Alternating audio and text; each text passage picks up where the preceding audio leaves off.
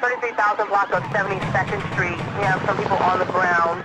Out of nowhere, a man stood up in uniform, screamed Allah Akbar, and proceeded to open fire on myself and the rest of my fellow soldiers sitting there, all defenseless, no weapons, and it happened real quick. One of the platoon sergeants was shot. We have currently 2 victims with gunshot wounds. When I heard Velez scream, "My baby, my baby, my baby," I thought, oh no, this is real, someone's shooting. I mean, it's bad. The soldiers that were killed, they were killed the same as if they were in battle. First time since the war began that one of our own has turned against us. In one of the worst mass shootings ever to take place on an American military base. Juanita, Michael, John, Francesca, Jason, Amy, Lebardo, Eric, Russell, Justin, Michael, Cam, and Frederick. I'm very angry about the situation. It was senseless and it shouldn't have happened. Hundreds and hundreds and hundreds of people will be scarred for life. General Casey called this event a kick in the gut, which was so appropriate. But I will tell you at this time, Fort Hood has gotten its breath back and we continue to move forward.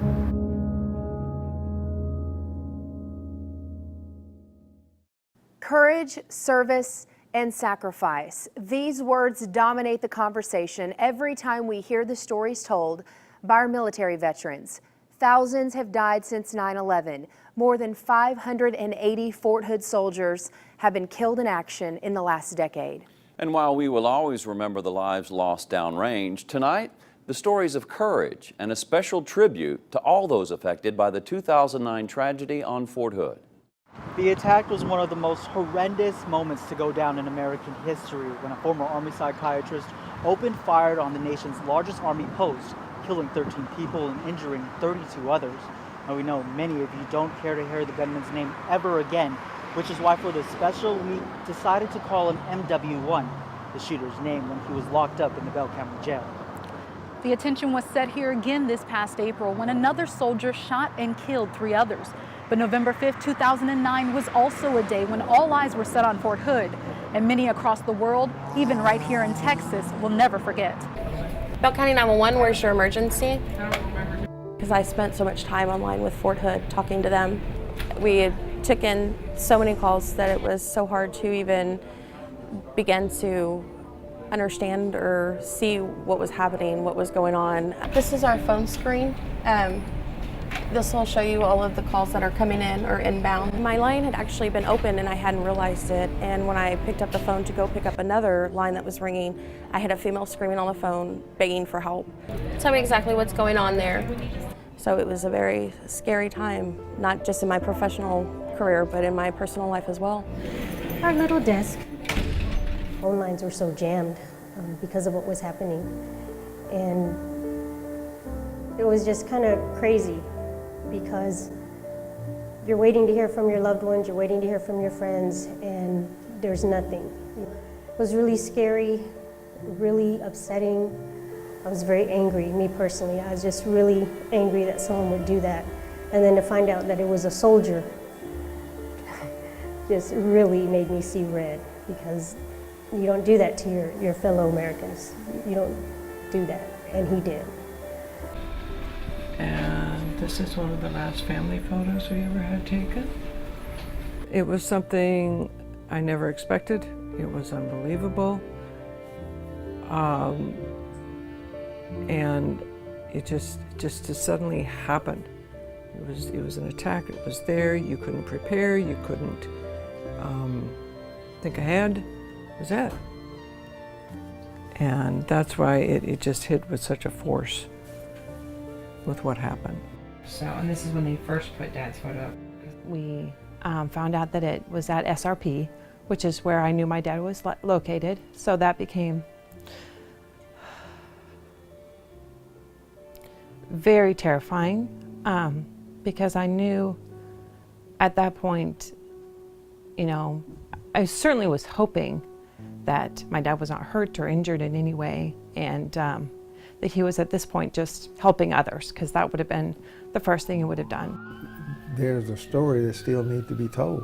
By the time we arrived at the theater, the traffic had been blocked on those streets, and one of the guards that were there had told us what was going on. It looked like chaos to me, and of course, not knowing you know, who was involved and how many were involved. Well, it's terrorism. I don't care what you call it. It's, in my mind, it's terrorism. Hard with the idea of whether I really want to smooth everything out. I was in the studio and had the radio on, and I heard a news flash that this had occurred out at Fort Hood, and I thought, that can't be true. You know, how in the world would something that horrific happen on Fort Hood? This was really, to me, a politically correct murder. I went and put my purse away in the cabinet, sat back down, just barely started to talk to him, and all of a sudden you hear these pops, and they sounded like fireworks. And then there was some commotion, and people were screaming, and I thought, man, because we all thought we were having a drill, and we thought, oh, they're just really going all out for this. And when I heard Velez scream, my baby, my baby, my baby, I thought, oh no, this is real, someone's shooting. And that's when collectively I heard soldiers say, this is not a drill, take cover. You have good moral character, all right? Stand up. The nightmares have increased. Some people call it phantom pain. A lot of times when the nightmares come, it's almost like I'm reliving that day all over again. And there's no amount of medication you can take to take that pain away. I'm gonna deal with this for the rest of my life. I've already accepted that. Does it make me angry? Yes. Does it hurt? Yes. I may feel a little bit different had that happen overseas, but to have it happen at home, it's kind of hard to describe.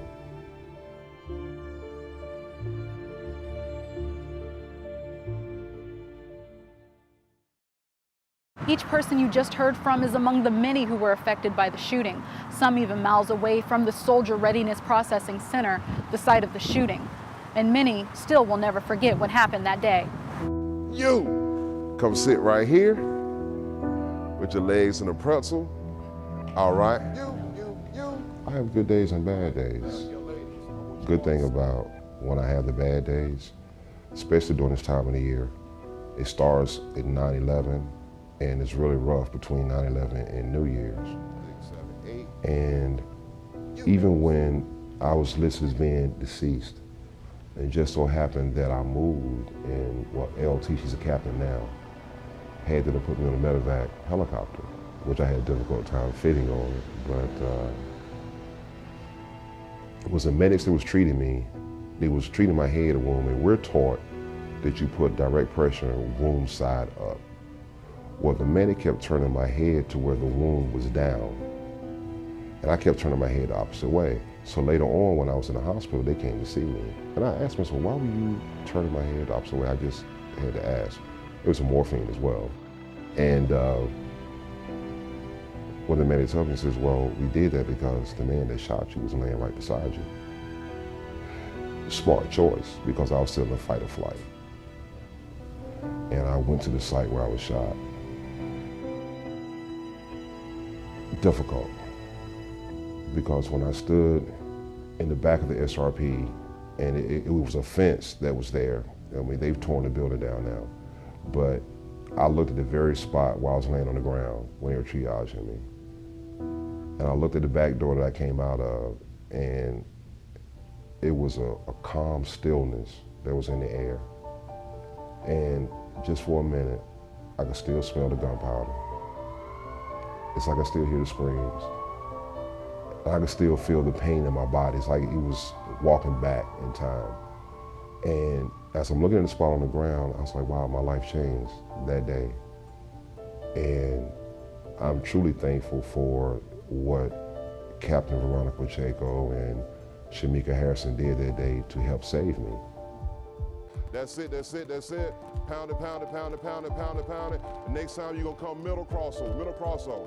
Middle, go. Dance with it, dance with it, dance with it, dance with it, dance with it, dance with it, dance with it. There you go. But my medication for the dark days is our young future leaders and spending time on the basketball court. Banana right hand, now banana left hand. Helping to mold, shape, and motivate our young future leaders. That's my medication.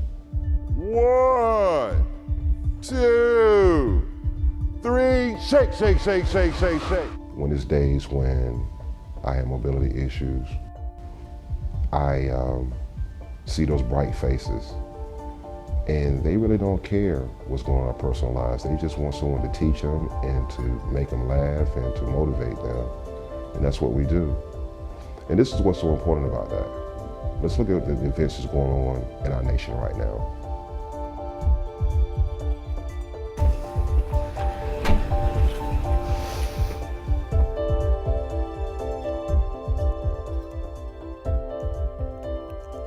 You could hear him coming, and there was a shell casing stuck in his boot, and you could hear it clink, and you're thinking, this is it. And I'm just thinking, oh, let it be over. Well, I don't know at what point he reached there, but then the next thing I know, shots rang out.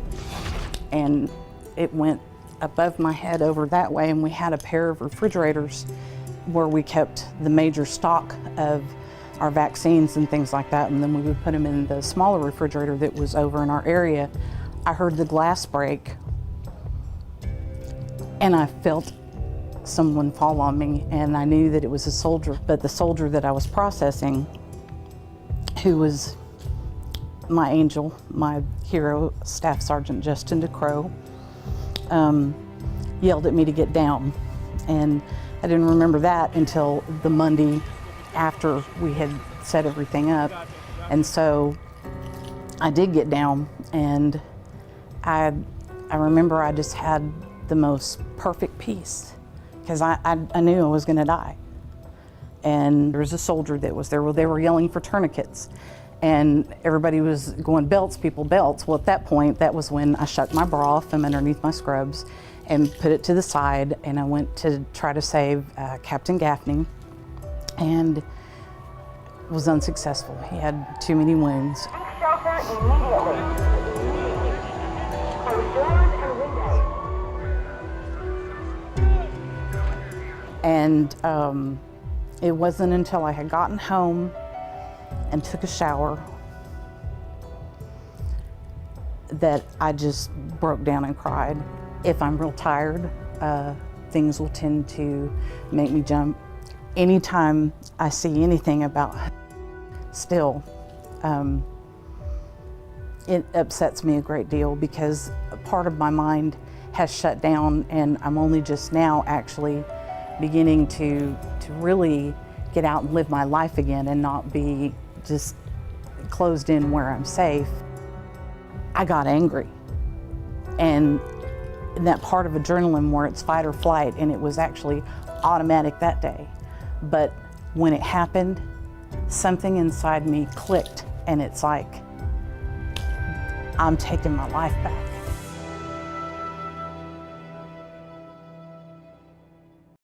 Two of the Fort Hood police officers who took down MW1 have also shown their courage over the years. Kim Munley and Mark Todd have been seen around their communities supporting efforts to remember the lives lost during the shooting rampage. Todd has been through some additional tough times after suffering a stroke, making it somewhat difficult for him to communicate. But he welcomed us into his Killeen home, giving us a look at how he deals with the tragedy 5 years later. A couple of his stress relievers include walking his dogs and watching television.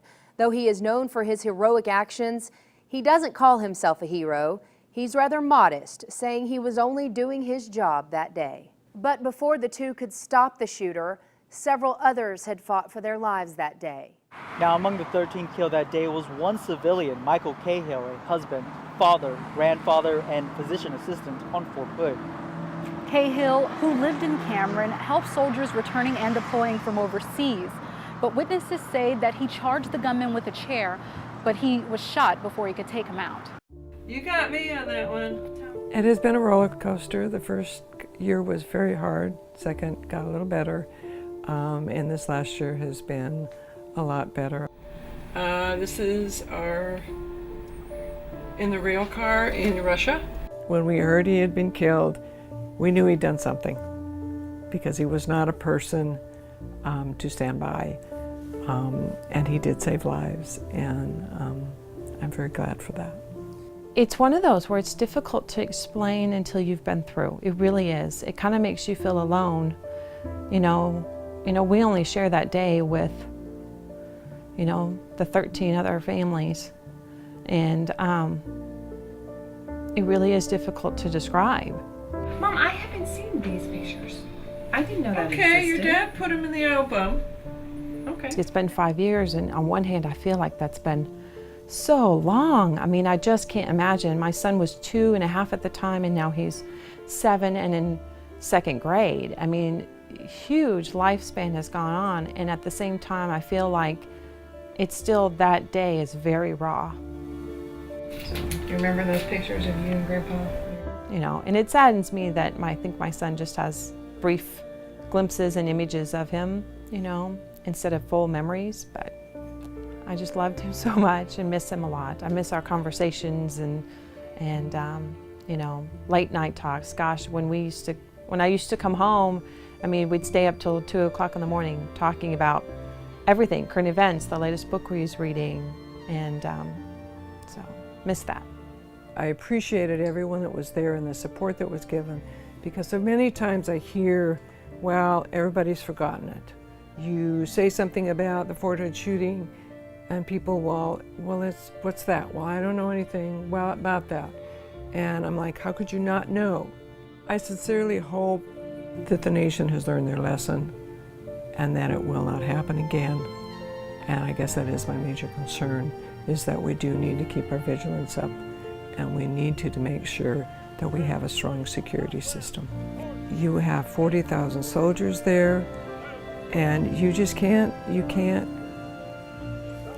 control everything. You just have to be very vigilant. And even when you do that, things can happen.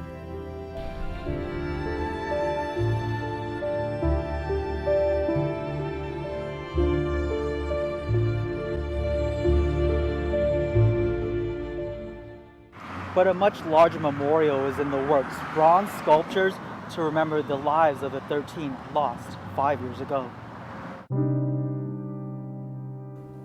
No one recognized that baby. There were only 13 victims. In reality, there were 14 victims. So I made a baby Scooby-Doo. I made the little tail of Stub. I put 2 tears in his eyes. I scooted it up next to the large Scooby-Doo. And that became my tribute to the baby.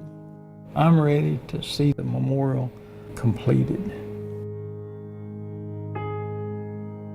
I designed it with a lot of symbolism in it. It has the American flag, which shows defiance. We're not going to be defeated.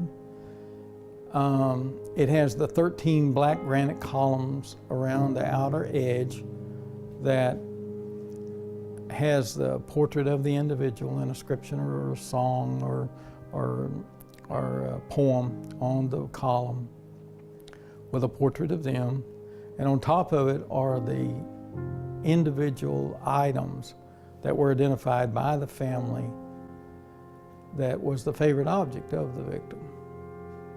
This has been a labor of love, and it truly has. It's been a labor of love for everybody on that committee. And they need to be remembered not only for what happened, but remembered because they are Americans. What those soldiers were experiencing was the same thing that they had experienced, overseas. It was just not by one of their own, members. In my mind, the citizens of Killeen stepped forward as we normally do here, and we take care of business. We did our share. We did exactly what was asked of us, And the citizens in this community, and not just Killeen, but in this community, was there for whatever support that we could give them. It's not going to be forgotten because it touched so many different people. It happened here in Killeen, but think about all of the victims that were there and their families back in all of the states that they came from.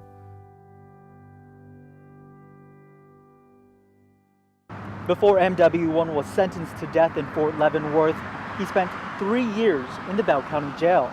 A tough road for the hand-picked men and women trained to watch over those who break the law. I don't ever recall really calling him by his name, which is probably why I don't remember it so well. Anytime I referred to him, he was MW1. I didn't give him a name. I didn't think he earned one. He didn't deserve one in my eyes. He was just MW1. He did when he cleaned himself prior to prayer, he had all his little hygiene items, toothbrush, toothpaste, everything like that. So we're back to our regular, everyday problems without him, and that's good. He had a special bed that was brought in. He kept his, what we call their little box that they could keep personal items in. That's where this was at. Then he had the bed over here, probably about like this, pretty wide, and a lot of us were not happy.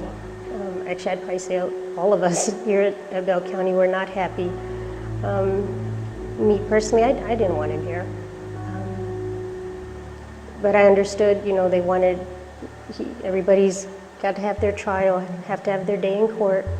That's where we would sit and watch him. We wrote down everything, anything he did. Anytime he asked us or spoke with us, we would write that down. We had an officer that would bring in his commissary. We had an officer that would actually bring in his food. And I think that's what really kind of ticks me off is we treated him like a person. He's a person, because he is. But what he did to everyone else, that's not a person, that's a monster. You don't go and kill people. I'm sorry.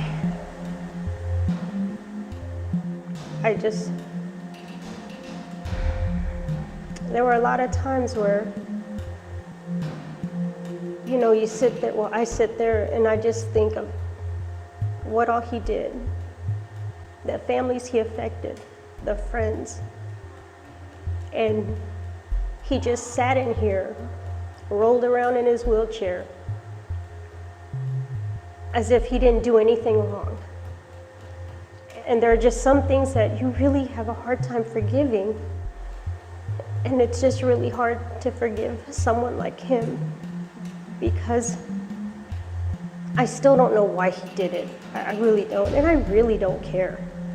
I just know what he did and how it affected people. And it's wrong.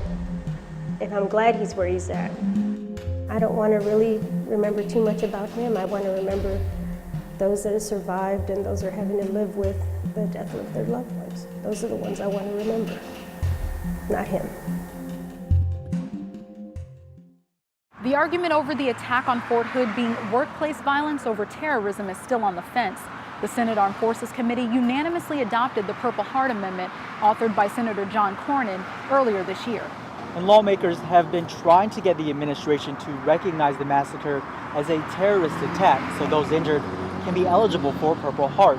And even years later, the political heat continues to have the tragedy reclassified as an act of terror and give the soldiers and families affected the proper recognition they deserve. The Purple Heart should be given to the victims because our combat is not like it was during World War II in Korea and Vietnam. You have now added the terrorist attacks where they have come to our land, and that was a terrorist attack, and I believe that should be added in with the Purple Heart. I think about how we were treated during the trial process. I think about some of the powers that be in their reaction calling it workplace violence when it was a terrorist act. And some of the individuals that called it workplace violence has never served a day in uniform. They've never even went in theater to visit our troops to see what we deal with day to day.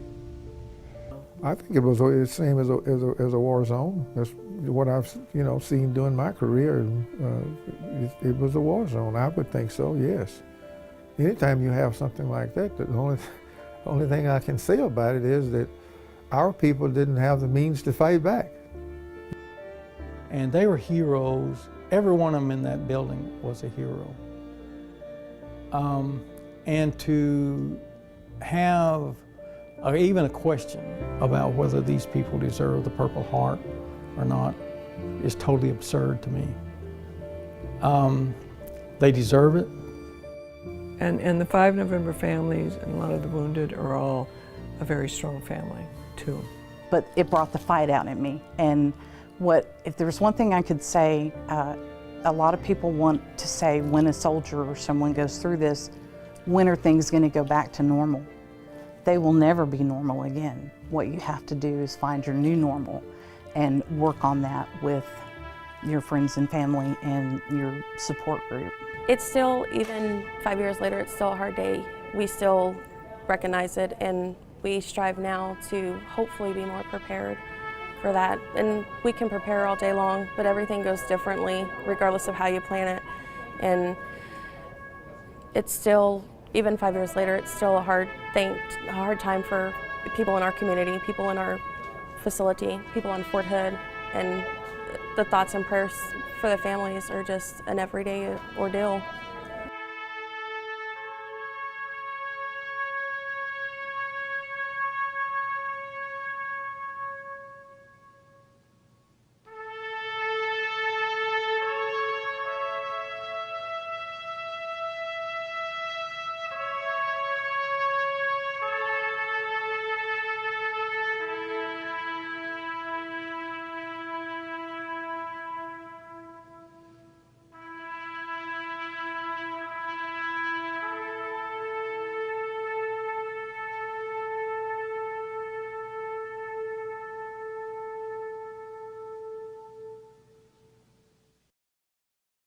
This program has been respectfully presented commercial-free by House of Floors.